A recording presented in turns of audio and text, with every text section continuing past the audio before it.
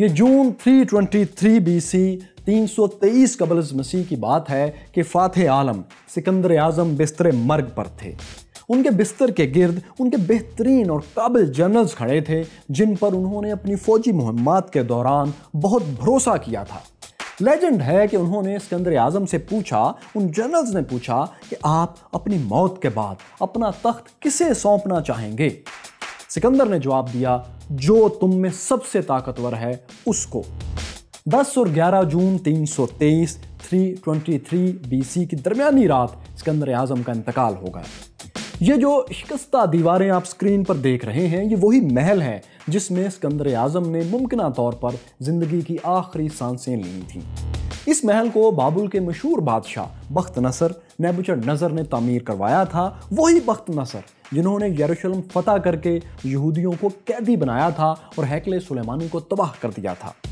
لیکن جیسے آج بخت نصر کا محل تباہی اور بربادی کی تصویر بنا ہوا ہے، ویسے ہی سکندر اعظم کے بعد ان کی سلطنت بھی پارا پارا ہو گئی۔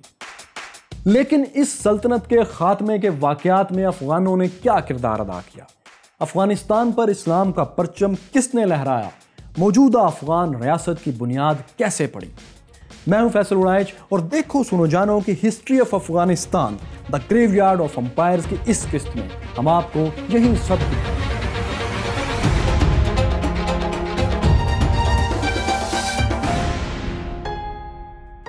جب سکندر اعظم کی موت ہوئی تو ان کی افغان بیوی ملکہ رخسانہ امید سے تھی، پریگننٹ تھی۔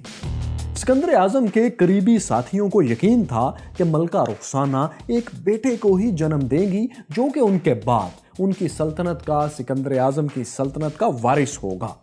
لیکن کچھ لوگ ایسے بھی تھے جو یہ سمجھتے تھے کہ رخسانہ چونکہ یونانی نہیں ہے، اس لیے ان کی اولاد سکندر یونانی کی جائز وارث نہیں ہو سکتی۔ بات یہ تھی کہ یونانی اپنے علاوہ ہر قوم کو، خاص طور پر ایشیائی لوگوں کو، وحشی اور غیر مہذب، ان سیولائزڈ سمجھتے تھے۔ ملکہ رخسانہ بھی چونکہ یونانی نہیں تھیں، اس لیے بہت سے یونانی کمانڈرز اور اشرافیہ کے لوگ ملکہ کو پسند نہیں کرتے تھے۔ لیکن یونانیوں میں چونکہ اولاد کو باپ سے منسوب کیا جاتا تھا، اس لیے سب مخالفتوں کے باوجود تخت پر ملکہ رخسانہ اور ان کے ہونے والے بچے کا دعویٰ دوسرے دعووں کی نسبت سب سے مضبوط تھا۔ سکندر اعظم نے یونانی فوج میں بڑی تعداد میں اب افغانوں کو بھی بھرتی کر لیا تھا، اور یہ افغان فوجی ملکہ کے وفادار تھے اور وہ ملکہ رخسانہ کو سپورٹ کرتے تھے۔ لیکن مسئلہ یہ تھا کہ اگر رخسانہ بیٹے کو جنم دے بھی دیتی تو وہ بچہ فوراً اس وسیع و عریض سلطنت کی حکمرانی کے قابل تو نہیں تھا۔ اسے وقت چاہیے تھا اور اس وقت میں کسی نے تو اس سلطنت کو گورن کرنا تھا۔ یہی وجہ تھی کہ بخت نصر کے محل میں سکندر اعظم کی آخری رسومات ابھی جاری تھیں کہ ان کے جنرل سر جوڑے بیٹھے تھے، مگر سلطنت کے نئے وارث کا فیصلہ نہیں ہو پا رہا تھا۔ آخر بہت سوچ بچار کے بعد یہ فیصلہ ہوا کہ ملکہ رخسانہ کے ہونے والے بچے اور سکندر اعظم کے سوتیلے بھائی ارہائیڈیس جو کہ ذہنی طور پر معذور تھے، انہیں مشترکہ طور پر سلطنت کا حکمران بنا دیا جائے، یعنی ان دونوں کو علامتی طور پر حکمران کی سیٹ پر بٹھا دیا جائے، لیکن سلطنت کا سارا انتظام سکندر اعظم کے یہی کمانڈر جنرلز چلائیں۔ اس طرح یہ معاملہ طے کر لیا گیا۔ کچھ عرصے بعد دوستو، رخسانہ نے یونانیوں کی توقع کے عین مطابق ایک بیٹے کو جنم دیا۔ اس بیٹے کو الیگزینڈر 4 کا نام دیا گیا، جبکہ سکندر اعظم کے سوتیلے بھائی ارہائیڈیس کو فلپ 3 کا ٹائٹل مل گیا۔ ان دونوں کے نام پر یونانی جنرلز ملک کا انتظام سنبھالنے لگے، اس امپائر کو چلانے لگے۔ لیکن یہ بندوبست محض 2 برس ہی چل پایا۔ جو یونانی ملکہ رخسانہ سے ان کے افغان بیک گراؤنڈ کی وجہ سے نفرت کرتے تھے، وہ ان کے بیٹے الیگزینڈر 4 کو دل سے حکمران تسلیم نہ کر سکے۔ کچھ جنرلز خود بھی بادشاہ بننے کے خواب دیکھ رہے تھے، وہ ایک بچے اور ایک ذہنی معذور کے ماتحت نہیں رہنا چاہتے تھے۔ حکومتی معاملات چلانے کے حوالے سے بھی یونانی جنرلز میں سخت اختلافات تھے۔ سکندر اعظم کی موت کے محض 2 برس بعد 321 BC میں ان کے درمیان اختلافات باقاعدہ خانہ جنگی کی شکل اختیار کر گئے اور یونانی سلطنت میں سول وار شروع ہو گئی۔ یہ سول وار تقریباً 40 برس تک 40 ایئرز تک جاری رہی، اور جب ختم ہوئی تو سکندر اعظم کی عظیم سلطنت کا زیادہ تر حصہ ان کے 3 جنرلز میں تقسیم ہو چکا تھا۔ جنرل اینٹیگنس کا قبضہ اس امپائر پر تھا جس میں یونان شامل تھا، جبکہ مصر پر جنرل ٹولمی کی حکمرانی تھی۔ ترکی، شام، ایران، افغانستان اور سینٹرل ایشیا کے علاقوں پر جنرل سلوکس نے سلوکس امپائر قائم کر لی تھی۔ یہ تینوں امپائرز اسکندر اعظم کے جنرلز نے اپنے بلبوتے پر اس خانہ جنگی کے بعد قائم کی تھی۔ خانہ جنگی کے دوران ہی 310 قبل از مسیح میں اسکندر اعظم کی افغان دلہن رخسانہ اور ان کے بیٹے الیگزینڈر IV کو بھی قتل کر دیا گیا۔ یوں اسکندر اعظم کی بلڈ لائن مٹ گئی اور وہ افغان جو اسکندر اعظم کے بیٹے کے ذریعے پوری یونانی امپائر پر حکومت کرنے کے خواب دیکھ رہے تھے، اب وہ سلوکس امپائر کے قبضے میں، ان کی غلامی میں جا چکے تھے۔ ساتھ میں یہ ہوا کہ یونانی سول وار ختم ہونے سے پہلے ہی موجودہ افغانستان کا ایک بڑا علاقہ یونانیوں کے ہاتھ سے نکل گیا۔ وہ اس طرح کہ 321 BC میں جب یونانی سول وار شروع ہوئی تو اس وقت افغانستان کے ہمسائے ہندوستان میں ایک بہت طاقتور سلطنت نے جنم لیا جس کا نام تھا موریہ امپائر۔ اس امپائر کے بانی، اس سلطنت کے بانی چندر گپت موریہ تھے۔ لیکن اس زمانے تک شمال مغربی ہندوستان یا موجودہ پاکستان کے بہت سے علاقے جنہیں سکندر یونانی نے فتح کیا تھا وہ ابھی بھی یونانیوں کے قبضے میں تھے۔ یہاں کچھ یونانی فوج بھی تعینات تھی، خاص طور پر ٹیکسلا میں، جسے تکشلا بھی کہا جاتا تھا۔ چندر گپت موریہ کو ہندوستانی سرزمین پر غیر ملکی افواج کی موجودگی ایک پل گوارا نہیں تھی۔ اس کے علاوہ بھی وہ اپنی سلطنت کو پھیلانا چاہتے تھے، چنانچہ انہوں نے ٹیکسلا پر حملہ کر کے یونانیوں کو شکست دی اور انہیں ہندوستان سے نکل جانے پر مجبور کر دیا۔ یوں مغربی ہندوستان یونانیوں سے آزاد ہو گیا۔ یونانیوں کو شکست دینے کے بعد چندر گپت موریہ نے ہندوستان کے اور بہت سے علاقے فتح کر کے موریہ امپائر کو مستحکم کر لیا۔ انہوں نے پاٹلی پتر یا موجودہ پٹنہ کو اپنا دارالحکومت بنایا اور ہندوستان پر حکومت کرنے لگے۔ لیکن موریہ امپائر کی بڑھتی ہوئی طاقت یونانیوں کو کھٹکنے لگی تھی۔ سکندر یونانی کے سابق جنرل سلوکس، جنہوں نے سول وار کے دوران سلوکس امپائر کی بنیاد رکھی تھی، وہ افغانستان کے ایک بڑے حصے پر اب بھی قابض تھے۔ موریہ امپائر سے سب سے زیادہ خطرہ بھی وہی محسوس کرتے تھے۔ اس کے علاوہ وہ یہ بھی چاہتے تھے کہ شمال مغربی ہندوستان جو موجودہ پاکستان ہے، اس کے جو علاقے موریہ سلطنت نے چھینے ہیں وہ واپس لے لیے جائیں۔ چنانچہ انہوں نے ایک بڑی فوج جمع کی اور 305 سے 301 قبل مسیح کے درمیان 305 سے 301 BC کے بیچ میں کسی وقت ہندوستان پر دھاوا بول دیا۔ لیکن اس حملے میں انہیں منہ کی کھانا پڑی۔ چندر گپت موریہ کی فوج نے سلوکس یونانی کو زبردست شکست دے کر ہندوستان سے بھگا دیا۔ سلوکس جس راستے سے آئے تھے اسی راستے سے اپنا سا منہ لے کر لوٹ گئے۔ اس شکست کے بعد یونانیوں نے جنوب مشرقی افغانستان کا علاقہ، جسے یونانی اراکوسیا کہتے تھے، اسے موریہ امپائر کے حوالے کر دیا، جبکہ شمال مغربی افغانستان یونانیوں کے قبضے میں ہی رہا۔ اس کے علاوہ سلوکس نے چندر گپت موریہ سے اپنی بیٹی کی شادی بھی کر دی۔ چندر گپت نے بھی سلوکس کو 500 ہاتھیوں کا تحفہ دے دیا۔ اس معاہدے کے بعد سلوکس نے کبھی پھر ہندوستان کی طرف میلی آنکھ سے نہیں دیکھا۔ البتہ انہوں نے موریہ امپائر سے ملنے والے ہاتھیوں کو یونانی سول وار میں اپنے دشمنوں کے خلاف خوب استعمال کیا۔ 301 BC 301 BC میں سلوکس نے موجودہ ترکی میں اپنے حریف اینٹیگنس کی فوج کو شکست دی۔ اس لڑائی میں جنرل اینٹیگنس مارے گئے۔ اس جنگ کو، اس تاریخی لڑائی کو بیٹل آف ایپسس کہا جاتا ہے اور اس میں ہندوستانی ہاتھیوں ہی نے فیصلہ کن کردار ادا کیا تھا۔ جنرل اینٹیگنس کے بعد ان کے بیٹے ڈیمیٹریاس دا فرسٹ نے مقدونیہ، یا جسے میسیڈونیا بھی کہتے ہیں، وہاں حکومت جاری رکھی۔ مائکیورس فیلوز چندر گپت کی موت غالباً 297 BC میں ہوئی تھی۔ ان کی موت کے بعد موریہ امپائر کی افغانستان میں پیش قدمی جاری رہی۔ موریہ امپائر کے عروج کے دور میں قندھار اور کابل سمیت افغانستان کا ایک بڑا علاقہ اسی ہندوستانی موریہ امپائر کا حصہ بن گیا تھا۔ لیکن پھر 268 BC میں موریہ امپائر میں ایک بڑی تبدیلی آئی جس نے ہندوستان کو تو متاثر کیا ہی، لیکن افغانستان اور اس کی ثقافت پر بھی بہت گہرا اثر ڈالا۔ اس تبدیلی کا نام تھا اشوکا۔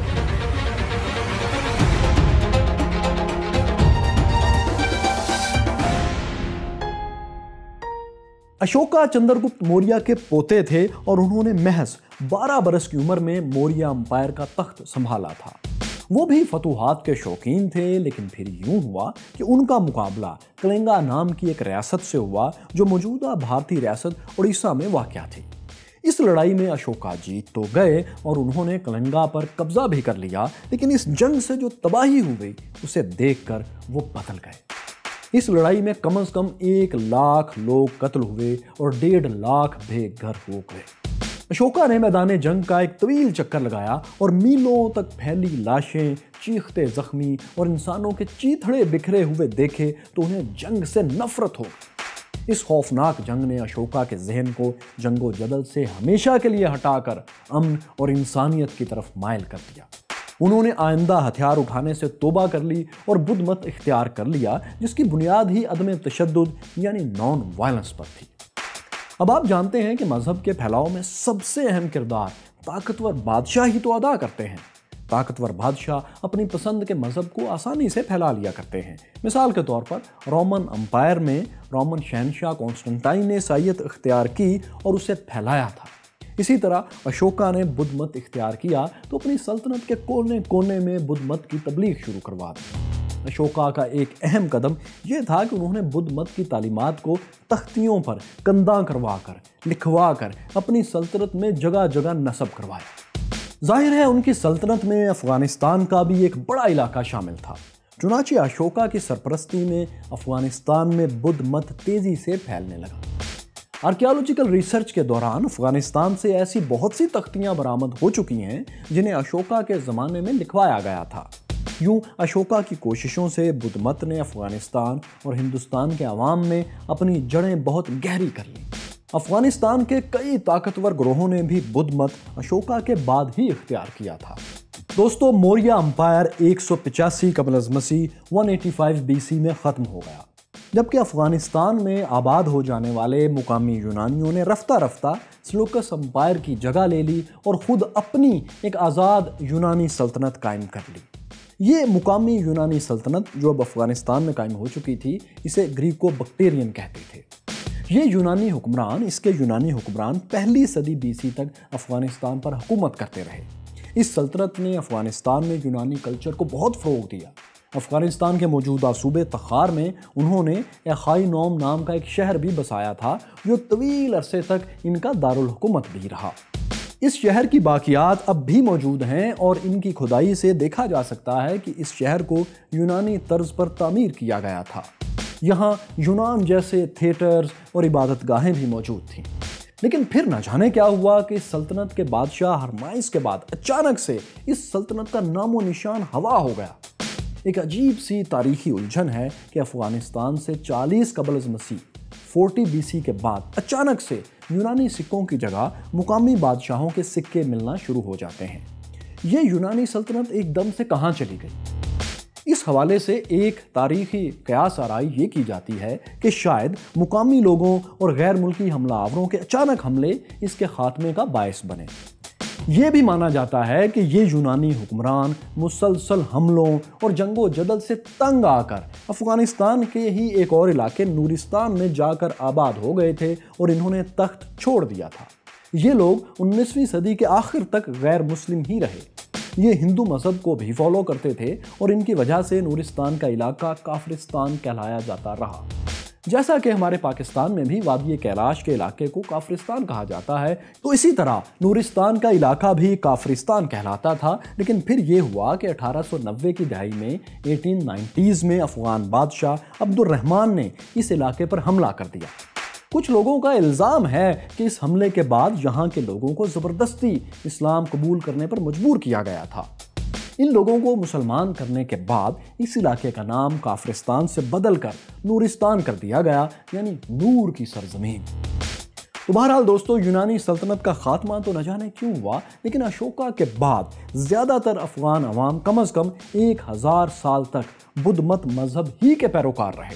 حالانکہ اس دوران ہندوستان کے بڑے حصے پر بدھ مت کی جگہ ہندو مت نے لینا شروع کر دی تھی۔ افغانستان میں بھی ہندو مت اور پارسی مذاہب کے پیروکار موجود تھے، لیکن افغانستان کا اکثریتی مذہب بدھ مت ہی رہا۔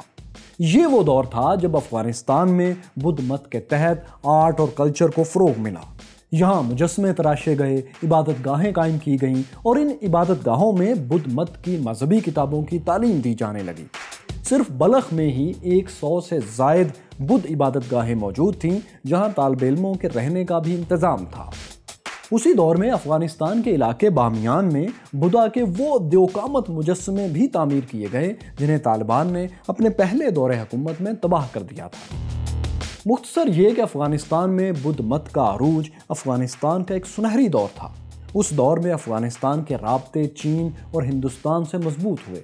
اس وقت چائنیز میں بھی بدھ مت تیزی سے پھیل رہا تھا، اس لیے افغانستان سے بڑی تعداد میں افغانی مذہبی تعلیم کے لیے ہندوستان کے علاوہ چین بھی جایا کرتے تھے۔ ایسے ہی ایک افغان بدھ بخشو ہوئی شین نے 458 میں اپنے کچھ چائنیز ساتھیوں کے ساتھ ایک اجنبی سرزمین کا سفر کیا تھا جسے انہوں نے فیوزینگ کا نام دیا تھا۔ آج بہت سے ہسٹورینز کا ماننا ہے کہ ہوئی شین نے ممکنہ طور پر براعظم امریکہ کا سفر کیا تھا، کیونکہ کولمبس کے امریکہ دریافت کرنے سے بھی کوئی 1000 برس قبل افغان اور چائنیز بدھ بخشو امریکی سرزمین کا مبینہ طور پر یہ سفر کر چکے تھے۔ لیکن چونکہ ان کے جانے کے بعد بھی امریکہ کا بیرونی دنیا سے کوئی مستقل رابطہ قائم نہیں ہو سکا، اس لیے امریکہ کی دریافت کا صحرا بہرحال دنیا فی الحال کولمبس کے سر ہی دیتی ہے۔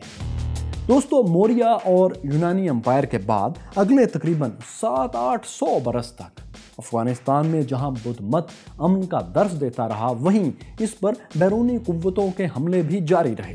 سینٹرل ایشیا اور ایران میں جنم لینے والے امپائرز افغانستان پر قبضے کی کوششیں کرتے رہے۔ 427 کے آس پاس تو یہاں سینٹرل ایشیا سے آنے والے وائٹ ہن قبائل بھی کچھ عرصہ کے لیے حکمران رہے، لیکن اس سارے عرصے میں افغانستان کی اپنی کوئی تاریخی اہمیت نہیں تھی۔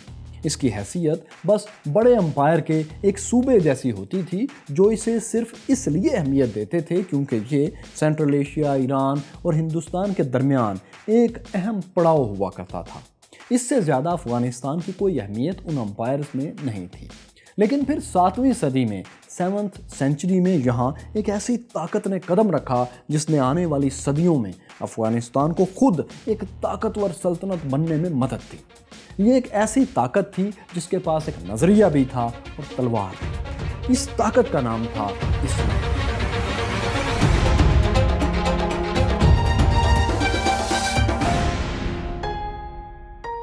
7ویں صدی میں جب خلفائے راشدین کے دور میں اسلام پھیلنا شروع ہوا تو اس وقت افغانستان ایران کی ساسانی سلطنت کے قبضے میں تھا۔ افغانستان کے علاقے سینٹرل ایشیا کا بھی بہت بڑا رقبہ اسی ساسانی ایرانی سلطنت کا حصہ تھا۔ خلیفہ ثانی حضرت عمر فاروق کے دور میں مسلمانوں نے 636 اور 642، 636 اور 642 میں جنگ قادسیہ اور نہاوند کے مارکوں میں ایرانیوں کو شکست فاش دی اور ایران اور عراق پر قبضہ کر لیا۔ ایرانی شہنشاہ یزدگرد فرار ہو کر افغانستان پہنچے اور انہوں نے بلخ میں پناہ لے لی۔ ان کا تعاقب کرتے ہوئے مسلم لشکر بھی افغانستان میں داخل ہوا اور مسلمانوں نے پہلے ہرات اور پھر بلخ پر اپنا پرچم لہرا دیا۔ بلخ کو مسلمانوں نے ام البلاد، شہروں کی ماں کا خطاب دیا۔ 661 میں جب امیر معاویہ نے اموی سلطنت قائم کی تو یہ وہ تھے جنہوں نے ہندوستان پر حملے کا فیصلہ کیا۔ انہوں نے اپنے سپہ سالار محلب بن ابی صفرا کو حکم دیا کہ وہ ہندوستان پر حملہ آور ہو جائیں۔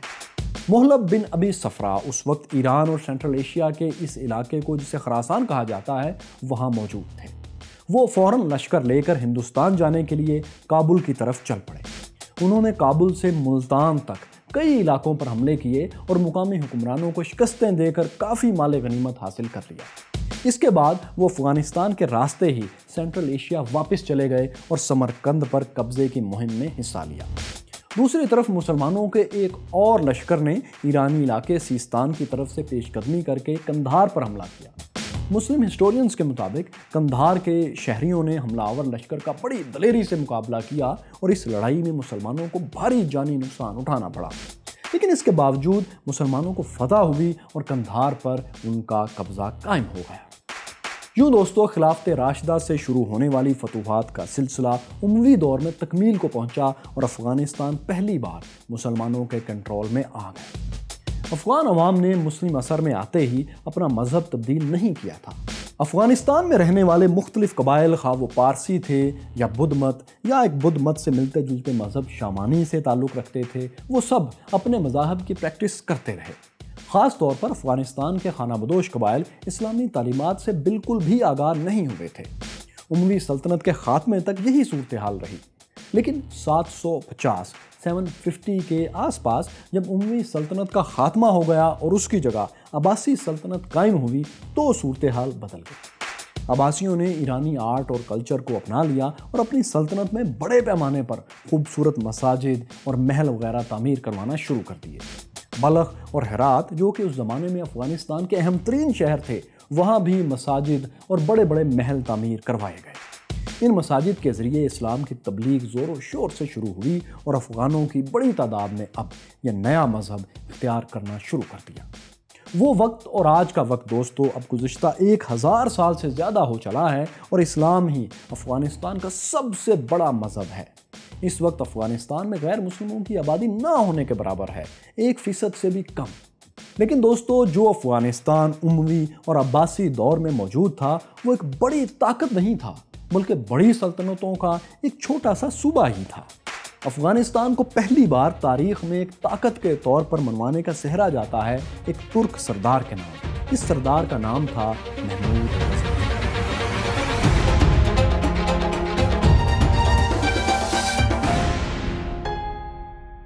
اگر عباسی سلطنت افغانستان پر اپنی گرفت مضبوط رکھتی تو شاید تاریخ میں محمود غزنوی کا نام تک نہ ہوتا، لیکن عباسی سلطنت اپنے قیام کی پہلی صدی میں یعنی 850 سے پہلے ہی کمزور پڑنا شروع ہو گئی تھی۔ عباسیوں کی کمزوری کا فائدہ اٹھا کر سینٹرل ایشیا میں بغاوتیں شروع ہو گئیں اور نئی سلطنتیں قائم ہونے لگیں۔ افغانستان ایک بار پھر ایک سے دوسری سلطنت کے ہاتھوں میں منتقل ہونے لگا۔ 819 میں سینٹرل ایشیا میں ایک نئی سلطنت قائم ہوئی، سامانیان یا سامانی سلطنت۔ یہ سلطنت 999 تک یعنی تقریباً 200 برس قائم رہی۔ افغانستان بھی اسی سلطنت کا حصہ تھا۔ 980 کی دہائی 980s میں افغانستان کے سامانی گورنر ایک سابق ترک غلام تھے جن کا نام تھا سبکتگین۔ لیکن یہ کوئی عام ترک غلام نہیں تھے، بلکہ ان کا شجرہ نسب ایران کی ساسانی سلطنت کے آخری حکمران یزدگرد تک جا پہنچتا تھا۔ وہی یزدگرد جن کے تعاقب میں مسلمانوں نے افغانستان فتح کیا تھا۔ یزدگرد کی اولادوں نے ایران سے پسپا ہونے کے بعد سینٹرل ایشیا میں رہائش اختیار کی تھی اور وہاں مقامی ترک قبائل سے شادیاں کرتی تھیں۔ انہی شادیوں کے نتیجے میں جو نسل آگے بڑھی اسی میں سبکتگین بھی شامل تھے۔ تو اب یہ سبکتگین جن کی رگوں میں قدیم ایرانی اور ترک خون دوڑ رہا تھا، وہ سامانیوں کی طرف سے خراسان کے گورنر تھے، جس میں ایران اور افغانستان کا بڑا علاقہ شامل تھا۔ انہی کے بیٹے تھے ابو القاسم محمود، جو بعد میں محمود غزنوی کے نام سے مشہور ہوئے۔ 997 میں جب سبکتگین کا انتقال ہو گیا تو ان کے بیٹے محمود غزنوی ان کی جگہ حکمران بنے۔ انہوں نے سامانی سلطنت سے بغاوت کر کے افغانستان کو ایک آزاد سلطنت بنا دیا اور غزنی کو اپنا دارالحکومت بنایا۔ انہوں نے یمین الدولہ ابو القاسم محمود بن سبکتگین کے ٹائٹل سے اپنے سلطان ہونے کا اعلان کر دیا۔ ہسٹورین محمد حبیب کے مطابق محمود غزنوی ہی وہ پہلے مسلمان حکمران تھے جنہوں نے سلطان کا ٹائٹل اختیار کیا تھا۔ اس سے پہلے وہ مسلم حکمران جو عباسی خلافت سے الگ ہوئے تھے وہ عام طور پر امیر یا ملک وغیرہ کہلاتے تھے، جبکہ مصر کے فاطمی حکمرانوں اور اندلس کے اموی حکمرانوں نے اس زمانے میں خلیفہ کا ٹائٹل اختیار کر رکھا تھا۔ تو سلطان محمود غزنوی اسلامی تاریخ کے پہلے ہی سلطان تھے۔ پھر ان کی قیادت میں افغان سلطنت نے اتنی ترقی کی کہ یہ اپنے دور کی سب سے بڑی اور طاقتور اسلامی سلطنت بن گئی۔ حتیٰ کہ ہزاروں میل دور بغداد میں بیٹھے عباسی خلفاء بھی ان کی طاقت کا لوہا مانتے تھے۔ عباسیوں نے محمود غزنوی کو ایک بار بطور تحفہ شاہی لباس یعنی شاہی خلعت بھی بھیجی تھی۔ اس سلطنت کے دور میں ایک اور کام بھی ہوا، ایک بہت ہی اہم کام جس نے افغانستان میں رہنے والی ایک قوم کو نئی زندگی دی۔ وہ کام تھا افغانستان میں بولی جانے والی ایک زبان پشتو کو دیوناگری کی جگہ عربی رسم الخط میں لکھنے کا کام۔ اس کے نتیجے میں پشتو زبان کو بہت ترقی ملی کیونکہ افغانستان کے حکمران عربی رسم و خط، عربی ٹیکسٹ کو اپنا چکے تھے اور وہاں کسی بھی زبان کی ترقی عربی کے الفاظ میں لکھے بغیر ممکن نہیں تھی۔ یوں پشتو کے رسم الخط کی تبدیلی نے پشتو بولنے والوں کو افغانستان میں اپنی الگ پہچان بلکہ ایک سیاسی طاقت بننے کا موقع بھی فراہم کر دیا۔ لیکن سوال یہ ہے کہ یہ پشتون تھے کون؟ کیا واقعی جیسا کہ کہا جاتا ہے پشتونوں کی ہسٹری 6000 برس پرانی ہے؟ ایسا ہی ہے۔ چنگیز خان اور مغلوں نے افغانستان سے کیا سلوک کیا؟ ماڈرن افغانستان، آج کا افغانستان کیسے قائم ہوا؟ یہ سب آپ کو دکھائیں گے، مگر history of Afghanistan the graveyard of empires کی اگلی قسط میں ضرور دیکھیے گا۔ اور اس دوران اگر آپ کے پاس وقت ہے تو سلطنت عثمانیہ کی تاریخ آپ یہاں جان سکتے ہیں۔ یہاں دیکھیے محمود غزنوی کے ہندوستان پر حملوں کی کہانی کیا تھی، اور یہ رہی اسپین میں مسلمانوں کے عروج و زوال کی مکمل داستان۔